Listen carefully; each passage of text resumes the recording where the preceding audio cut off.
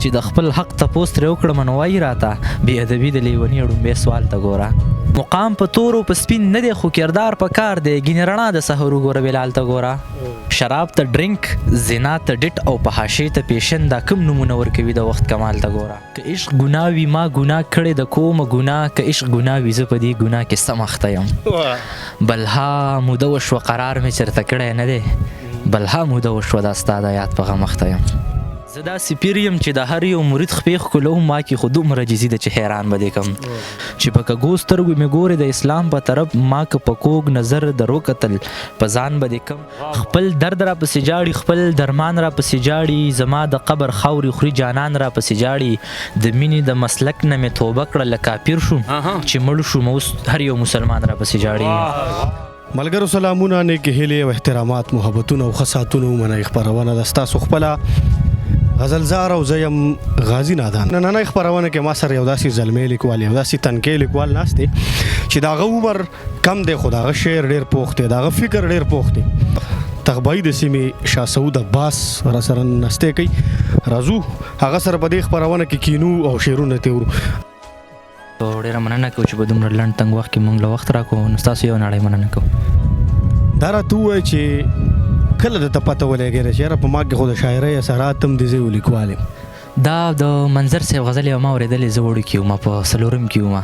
د منظر صاحب غزلې به ما اورېدلې، په هغه ټیم کې ما سره د آډیو په آډیو کې به ما اورېدلې. نو هغه ټیم نه ما له منظر صاحب غزلې اورېدلې، نو بس ما ویل زه هم غزل لیکلی شم. بس ما غزلې د هغه وخت نه شروع کړې. بس بیا ما چې د چا غزلې خوښې وي بس خدای راله هغه استاد م کو منظر صاحب، نو اوس منظر صاحب زما استاد هم دی. څومره شاعري دې کړې؟ داسې کتاب نیم به دې چاپ دغه کړی ریډي کړی که نه؟ کتاب نه راسره لیکل ډېر دي، کتاب نه راسره لیکل بیخي ډېر دي، خو اوس کتاب لا نه دی چاپ کړی چې لکه نور ولیکو نور به د هغې نه ښي. چې سړی څومره دغه کېږي عمر سیوا کېږي، هغې سره تجربه او غزل او لفظونه نوي راځي، نو کتاب به بیا چاپ کوو انشاءالله. ادبي ټولنو کې ناستې پاستې کېږي که نه؟ او کېږي. کومه ټولنې دي؟ یو زموږ ځای کې د تحصیل د خطبه ادبي ټولنه په ساقې کې ناستې کېږي. صحیح ده. زه وایم چې څه کلام ملام زموږ د ملګرو ته وړاندې کړې ډېره مننه کوو.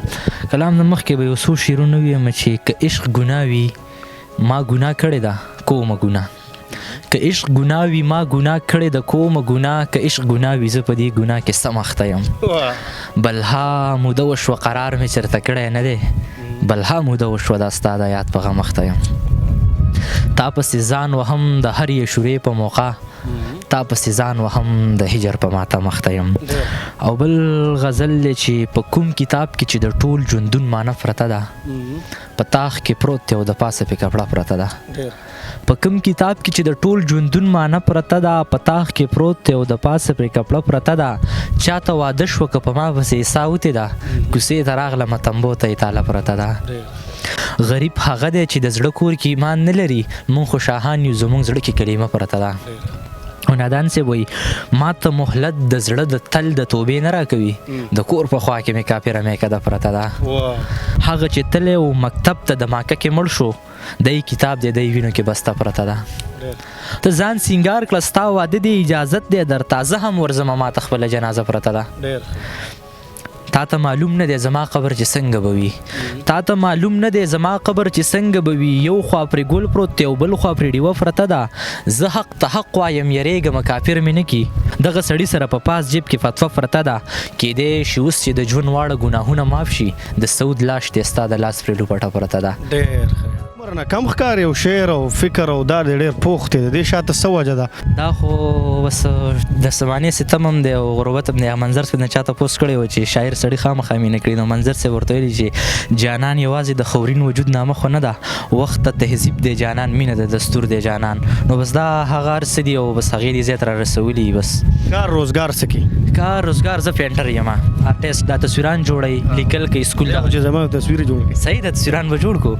کلام ورو ډېره مهرباني بني. کلام به درته ووایم چې پکې زه جوټې وخمه د غم ټال ته ګوره، زما په غم باندې چې خاندي دی خوشحال ته ګوره. شراب ته ډرینک، زنا ته ډټ او په حاشیې ته پیشن دا کوم نمونه ورکوي د وخت کمال ته ګوره. چې د خپل حق تپوس ترې وکړمه نو وایي راته بې ادبي د لیوني ړومبې سوال ته ګوره. مقام په تورو په سپین نه دی خو کردار په کار دی، مقام په تورو په سپین نه دی خو کردار په کار دی. ګینې رڼا د سحر وګوره بلال ته ګوره. ګوره غربته بس که کنه ورک شغاړه پرېږده زمونږ غربته بس که کنه ورک شغاړه پرېږده زمونږ کله ناکله مې د موش لیدلي شال ته ګوره جامې خیرنې شونډې سپورې سترګې زیړې زیړې جامې خیرنې شونډې سپورې سترګې زیړې زیړې لیونی شوی دی بیخي د سود حال ته ګوره لیونی شوی دی بیخي د سود حال خلکو د کردار به د پیسو نه پته لګي زمونږ د سړیتوب به د جامو نه پته لګي په خوله کو ریاکار څوک ځان ته نه وایي نو ټیک ده دنیا ته یې قسم دی د تسبو نه پته لګي زما په کامیابۍ چې څوک خفه دي څوک خوشحال دي په خوله دې څوک څه نه وایي تندو نه پته لګي د دې خلکو د زړونو زور اوس هغه رنګي نشته د دې خلکو د ساز او د ټپو نه پته لګي زما چې د نیمګړو ارمانونو قاتل څوک دی دنیا ته به زما د سویلو نه پته لګي جانان جوړې چې بیا شونډې سرې کړي دي ماښام کې سعود په مالت کې د لوګو نه پته لګي د لوګو نه خپل درد را پسې جاړي خپل درمان را پسې جاړي زما د قبر خاورې خوري جانان را پسې جاړي د مینې د مسلک نه مې توبه کړه له کافر شوم چې مړ شوم اوس هر یو مسلمان را پسې جاړي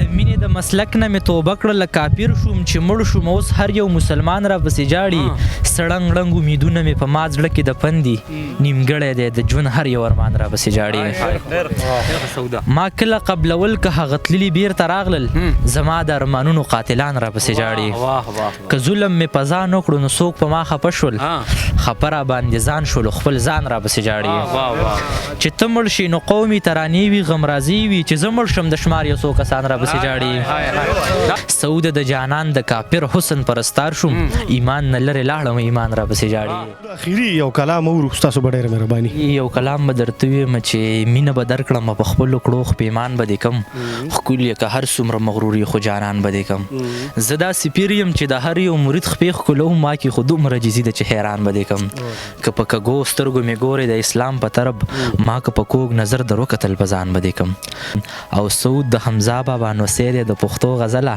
ځان به بابا کم د پښتو غزله ځوان به دې کم ډېر به بابا کم د پښتو غزله ځوان به دې کم ډېره مهرباني په اخره کې څه خبره څه پیغام یو څه په زړه دې څه یو څه ویل غواړې زرې زړه به راټول کړم بیا به په نوم د یارانې سړی رټمه نور دې څه په زړه شته نور مې په زړه څه نشته دی ډېره مهرباني ډېره مننه قدرمنو شاه سعود عباس د تخبایي د سیمې زلمی لیکوال تاسو موږ سره واورېدو د دې شعرونه او بیا په اخره کې دې د محبت او د مینې پیغام زما یقین دی چې ستاسو به دا خپرونه خوښه شي آباد او ښاد او بریالي اوسئ